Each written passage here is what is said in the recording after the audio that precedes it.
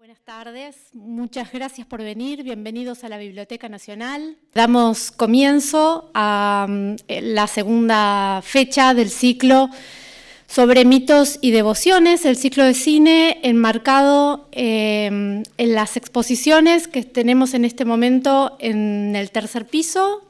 Una de ellas es Bestiario Nacional, Criaturas del Imaginario Argentino, y la otra, Devociones Populares Argentinas, que tenemos acá en el primer piso de la biblioteca. Hoy tenemos la suerte de tener con nosotros al director de la película que vamos a ver. La película es Gauchito Gil y el director es Fernando del Castillo, que nos va a contar un poco sobre la película. Al finalizar los invitamos a quedarse para charlar un poco y hacerle las preguntas que tengan ganas. Gracias. Bueno, buenas tardes, gracias a todos por venir a ver la película. Soy Fernando del Castillo, soy de Corrientes, de Paso de los Libres. Me vine a estudiar acá y me quedé y se fue la tonada, qué sé yo, pero bueno. En esta, que es mi ópera prima, mi primera película de ficción, volví a mis raíces y me encontré con Gauchito Gil, que es una figura que me llamó la atención desde que era chico, que me decían que tiene que ver con la religión, pero no tanto, que había que parar en mi viaje de Paso de los Libres a Corrientes Capital, en la ruta, tocar bocina, bueno, todo eso de chico siempre me fue llamando la atención. Y de más grande lo empecé a investigar y encontré la vida de un gaucho que vivió en Corrientes 1870, en época de posguerra de la Triple Alianza, donde la frontera estaba bastante desdibujada con el Paraguay y se vio como una guerra fratricida. Y todo eso me llamó muchísimo la atención y empecé a tirar de la piola y me encontré con esta película, ¿no? Que fui escribiendo, bueno, que ahora vamos a ver, que bien, como dijeron, me voy a quedar después para charlas que surjan, preguntas. Así que bueno, eso es. Espero que la disfruten y nos vemos cuando termine.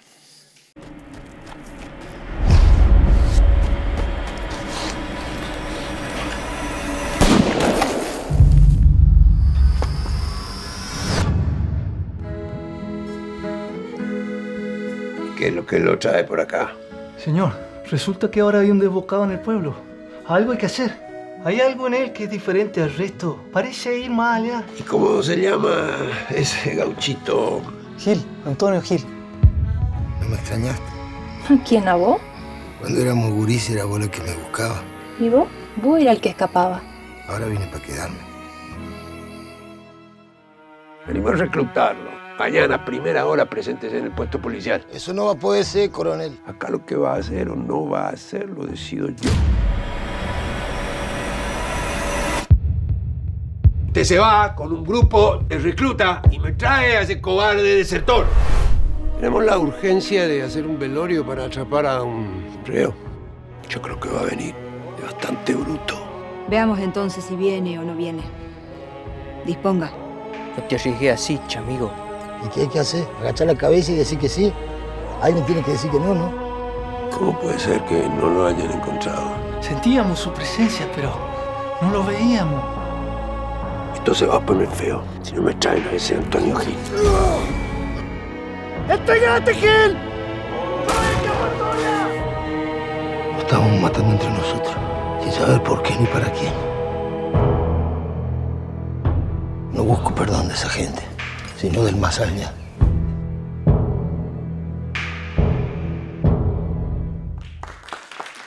Gracias. Realmente, una película muy bien hecha, emocionante, que toca muchos de los temas que trabajamos en la muestra. Se cruzan permanentemente, tenés la religiosidad católica, las mujeres rezando la Virgen, los payes de San la Muerte, la mención a San Baltasar, el Santo Cambá, la religiosidad guaraní, ¿no? Es muy emocionante y la historia argentina viva, cruda. Entonces, por un lado me parece muy importante a este signo que se multiplica cada vez más, que es el Gauchito Gil, dotarlo de su densidad, ¿no?, histórica. Así que, muy emocionante. bueno, pensaba un montón de cosas, entre ellas, para tirar la primera pregunta y después dar lugar al público y que charlemos un poco. ¿Cómo, de qué te ayudaste, de qué te serviste para documentar históricamente esto? Y bueno, ¿y qué es lo que pensás que hizo del Gauchito Gil esta presencia que vemos hoy, no solo en Corrientes, sino a lo largo y a lo ancho de todo el país? Gracias de nuevo. Bueno, gracias a todos nuevamente por ver la peli y un poco respondiendo. Yo, para poder contar esta película, empecé a investigar, buscar bibliografía y no encontraba mucho de quién había sido Antonio Gil. Y me di cuenta que la historia de este gaucho vivía en el inconsciente colectivo del pueblo correntino. Entonces empecé a recorrer mi provincia recolectando relatos, anécdotas, que mi tía decía tal cosa, mi abuelo decía tal otra, y la gente me iba contando y fui como recopilando algunos personajes que están en la película, como el de Estrella, el de González, el de Prado, que son nombres recurrentes que van apareciendo. Entonces yo agarré como ese esqueleto de la historia que para mí está escrita por el pueblo correntino, por eso tiene como esa estructura clásica, si se quiere, y empecé a construir la película, a construir otros personajes que me servían a mí narrativamente para contar lo que quería contar, que era Corriente de la posguerra, donde al gaucho se lo perseguía para luchas partidarias dentro de la provincia.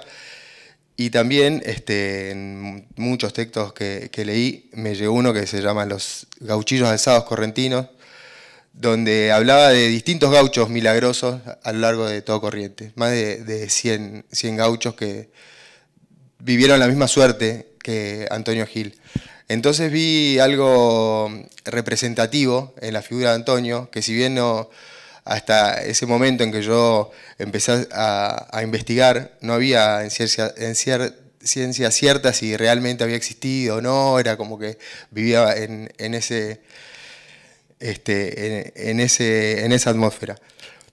Pero bueno, cuando vi que era representativo de todos los gauchos, me decidí a contarla y a narrarla de esta manera y un poco a contar ese momento de Corrientes. Y bueno, y así salió la peli. Y yo creo que el Gauchito Gil empieza a trascender primero en Corrientes, porque era una historia que se repetía de este asesinato injusto para el gaucho que no caminaba por la senda correcta, por decirle, los desertores, los buenos modales y las buenas costumbres. Entonces yo creo que por eso empezó a trascender en Corrientes y se empezó a expandir. Y algo que es total, esto es un poco lo que se cree, y algo que es totalmente personal, es que creo que la historia, al estar construida por el pueblo correntino, más allá de lo que es real o no, es perfecta. Entonces eso también hace que trascienda, ¿no? Porque si bien es una historia de injusticia, de traición, tiene algo que es contada políticamente correcta, me parece, o por lo menos yo lo veo así, y yo creo que esa es un gran motivo por la cual la historia trasciende. Pero bueno, eso es una opinión personal. Es bastante probable porque yo admiro a Leonardo Fabio, hay muchos guiños a Leonardo Fabio, muchos homenajes dentro de la película, que es un poco con lo que yo crecí también, con el cine que crecí, con el de Fabio, en lo cotidiano y popular con el gauchito, entonces un poco de alguna manera eso se ve y sobresale. De hecho hay más de un homenaje o hay más de un guiño a Fabio. Y esto también es personal y aparte para mí es un honor estar formando parte de este siglo con Nazareno Cruz, una película de Fabio, nunca me lo hubiese imaginado. Agradezco a la biblioteca, así que sí, hay bastante de Fabio, creo, en la peli. Sí, usted en la película plantea lo que le pasó al verdugo, que es lo que se conoce, la sanación al hijo, la cruz. ¿qué pasó con la persona, lo que era el jefe de ese verdugo? Porque da la sensación como que se arrepiente, no se siente realizado, que llegó a una meta y después de terminar con el Gauchito Gil, ¿qué? ¿Se sabe? En realidad en ciencia cierta no se sabe que existió esta persona que de alguna manera también estaba cortejando a la viuda estrella, pero no se sabe qué pasó. Y a mí, cuando me puse a escribir el guión y empecé, primero sale, ¿no? Y después cuando empecé a analizar los personajes, ver qué le pasaba a cada uno, vi en Salazar una determinación total y muy fuerte en su objetivo, ¿no? De capturar a Antonio Gil, Y lo que me pasa con eso, que me pasa a mí cuando tengo un objetivo, como por ejemplo hacer esta película, cuando la terminé, me siento vacío. Es como que me empiezo a desvanecer, por decirlo de una manera. Y me parecía apropiado ese estado para el final de este personaje, del antagonista. Así que nada, un poco eso es lo que le pasa a Salazar. Da la impresión de que se le acabó todo. Claro, es como que se le terminó el propósito. De alguna manera se le escapa de las manos también, porque no es él el que lo mata, o sea, no llega a eso tampoco. Nada, su obsesión en perseguirlo, y su persona, su personalidad, su personaje en la película se diluye con la muerte de Antonio. Y pasando, si me permite otra pregunta, pasando del milagro de la sanación del hijo del verdugo, ¿hay alguna cosa efectiva, cierta, que haya pasado en ese mismo momento o se fue construyendo todo con el tiempo? Se fue construyendo con el tiempo, pero algo particular que a mí me llamó mucho la atención es que cuando en el lugar que lo mataron, que ahora es una ruta provincial en Corrientes que va hacia Corrientes Capital y pasa por Mercedes, para entrar a Mercedes tenés un acceso, pero bueno, ahí donde está el santuario hoy, el dueño del campo se empezó a molestar porque la gente iba y prendía velas, estaba la cruz, y se quejaba que le iban a prender fuego el campo, que la gente no podía entrar porque era un lugar privado. Entonces se cuenta ahí, se conoce en Mercedes, que sacó todo el tipo y que le empezó a ir mal, empezó a enfermarse la familia, como que hasta que el día que decidió donar esas tierras y que se haga el santuario y que se pueda venerar en ese lugar donde lo habían matado a Antonio Gil, como que repuntó. Eso es lo que se conoce también, son como los primeros hitos así, o por lo menos que yo me enteré o que me llegaron de sus milagros, ¿no? Gracias y gracias por una película tan bonita. Gracias a vos. A ver, ahí te llevo el micrófono, así te escuchamos todos. Gracias. Bueno, y uniéndome con eso que consultaba sobre los milagros, como que hay muchas referencias a que desaparecía, donde estaba ya no estaba, o esas cosas, ¿también son que se dicen o es medio dentro de la película una idea como para empezar a mostrar que él era? Algunas cosas se dicen, o sea, me llegaron a mí, como esto que esquivaba las balas, que no lo podían matar, no que desaparecía, que y eso eran como guiños que a mí me resultaban interesantes ponerlas, pero sin salir de lo real. Yo de alguna manera quería humanizarlo a Antonio Gil. De hecho, fue una discusión entre si le poníamos Gauchito Gil o Antonio Gil a la película. Mi intención era humanizarlo, entonces quería que tenga como este distintivo que tiene el personaje, el Gauchito Gil, pero no quería deshumanizarlo, quería que esté en lo terrenal, quería que sea igual al resto, pero con un cachito de diferencia, con lo que tienen las personas que trascienden, por decir una cosa, después de la muerte. Entonces quería darle algo de eso, pero no tanto. Entonces, por eso es como que cuando le disparan, viste que no le pegan, o cuando desaparece. Como que lo fui sembrando a lo largo de la película para construir eso, pero no despojarlo de humanidad. Eso para mí era fundamental.